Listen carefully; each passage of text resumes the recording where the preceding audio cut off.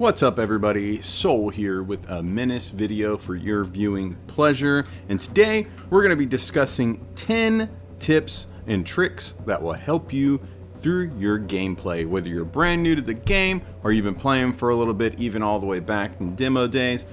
This will help you out and it might teach you something you didn't already know. If you do know something that's not mentioned on this list as a tip and or trick, make sure you mention it down below. I will absolutely love to get more videos like this out, and you'll be helping your community by doing so. So thank you so much in advance for those that do that.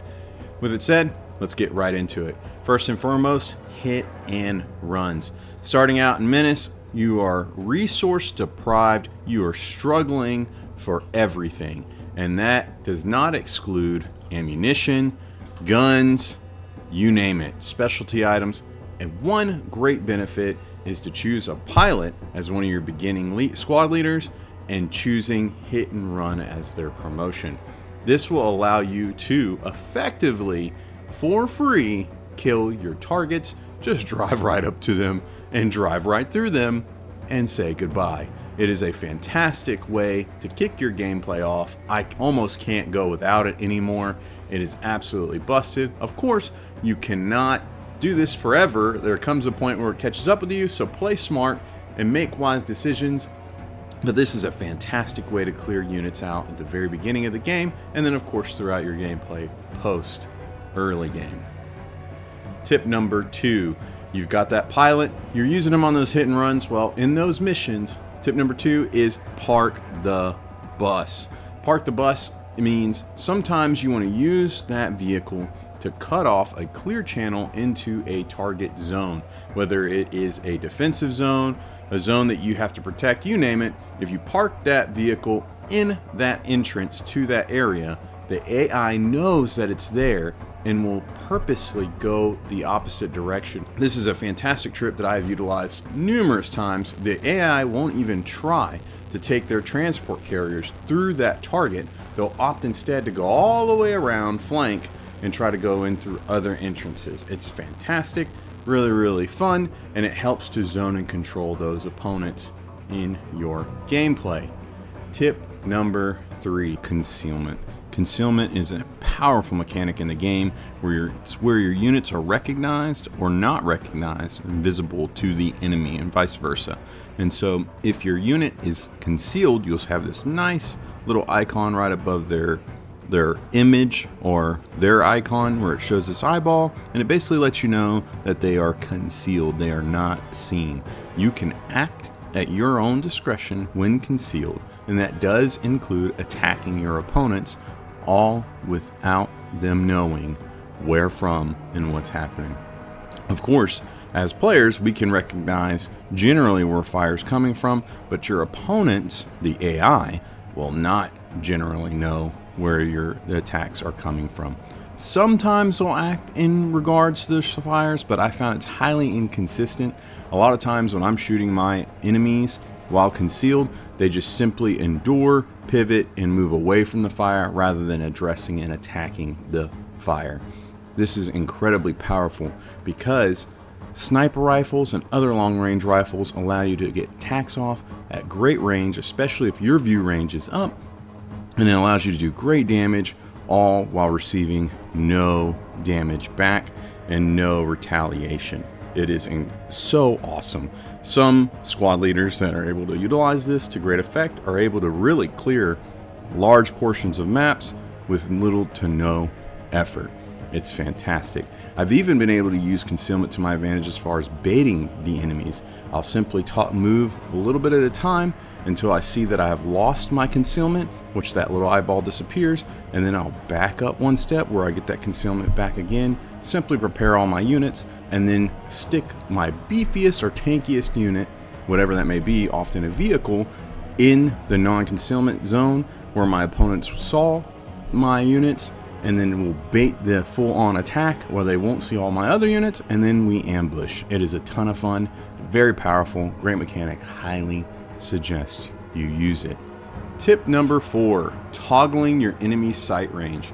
A lot of people don't realize it, but by simply pressing R, you're able to toggle your opponent's sight range and see what their effective attack ranges are, and this can be very, very powerful. Now, in the game as of right now, the color of that sight range is white, the same as your own, and so it can be confusing if you don't understand what you've toggled on there and you're not recognizing it. However, it's still a powerful mechanic, and it allows you to see very clearly where your opponent's going to attack versus can attack, because they want to bring in different guns at different points. You're going to be learning, you're going to be figuring all that stuff, and maybe you've even played it a couple times. You don't have all that stuff dedicated to memory.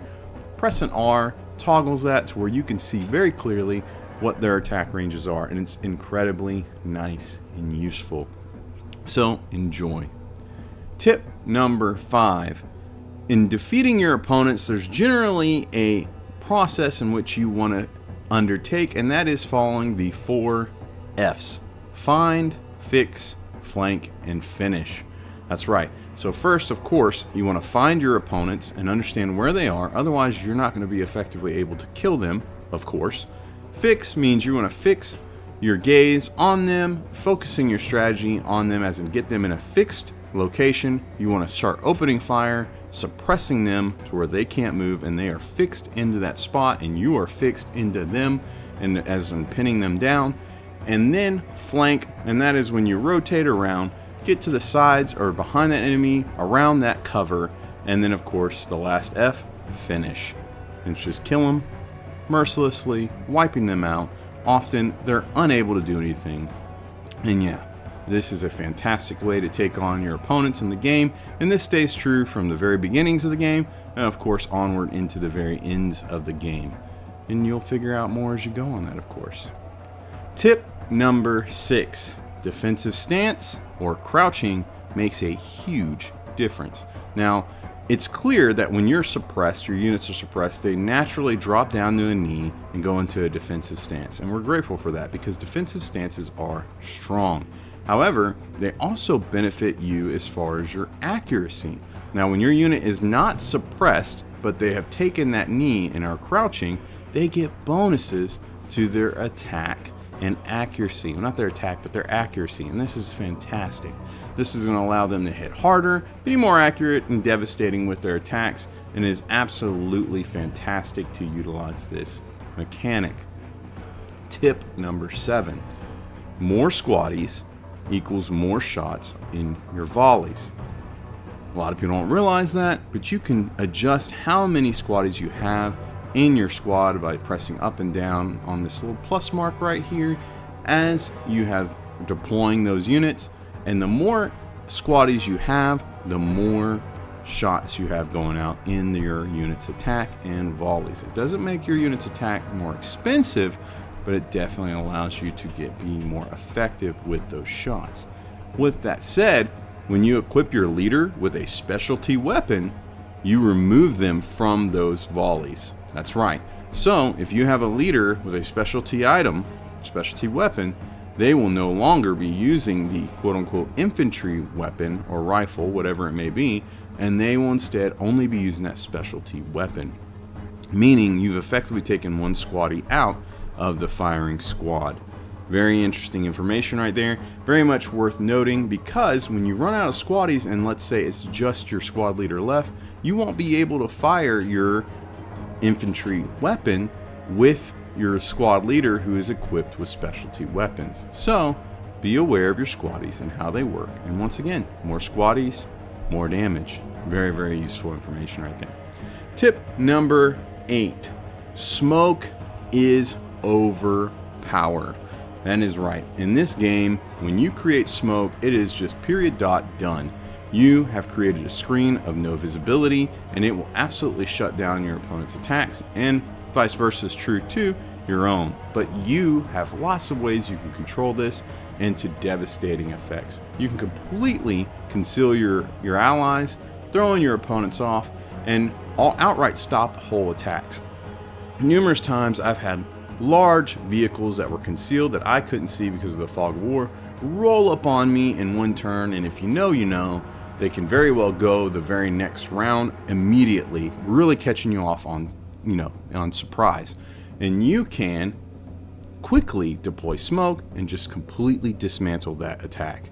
that a unit that's in the smoke or those units that are in the smoke cannot be targeted, cannot attack, you name it, it's fantastic. Absolutely love it. Smoke is so overpowered in this game. I highly recommend you use it. Tip number 9, explosive cover. So we've all seen these maps, whether it's the snow or it's the desert, where you have long stretches of terrain where there's no cover. It's just flat surface for quite a while. And that can make it really difficult to approach the opponents and to effectively attack without sacrificing squaddies and taking damage. Well, did you know you could explode the terrain and create devastation to the terrain to create cover? That's right. If you just simply throw an explosive that's of a decent magnitude, it will create a crater, and you can use that crater as general cover. It's fantastic, really, really fun, and it's a great way to help with those spots that have no terrain for long periods of time, or many, many tiles. And then, of course, last but definitely not least is tip number 10. Dual wielding weapons on those walkers is absolutely broken. That's right, 2 weapons on the walker counts as 1 weapon when attacking. So you're going to have 2 arms, 2 different weapons, and they're going to fire simultaneously, effectively giving you 2 different shots, but it will still count in every single way as 1 attack, 1 weapon. It is crazy. We're talking about the same AP, we're talking about everything. It is wild. I do think it was eventually will get changed. I don't know. This is early access. We'll see. But as of right now, this is very, very busted and is a huge exploit in a way. It feels like one, at least, in the game. I'm not sure if the devs intended for it to be this way, but it is this way right now, and I'd highly advise you to take advantage of it if you're interested. So yeah, you tell me what you think. Is that crazy? Did you know about it? Did you know about any of these tips? Or is this helpful to you at all? Let me know down in the comments. I'm deeply interested in what you have to say. And if you have any tips, I'm also deeply interested in seeing those tips. I hope that this is helpful to you. These are just a few things I've picked up, as well as from reading other people's exploits and things that they've got going on. And yeah, it's been very, very fun to see, to talk about, and to share. With that all said, I hope you're enjoying the game. I'm having a blast with it. And yeah, good luck to you in your battles out there. With that said, huge shout out and thank you to my soldiers. I deeply appreciate you, boys and girls. You guys keep me going and flowing. If you're interested, check out the links down below where you too can support the channel. Make sure you like and subscribe if you think that I am worthy. And yeah, make sure you check out the Discord link, which is down below as well. Until next time, guys, I will catch you later. Bye.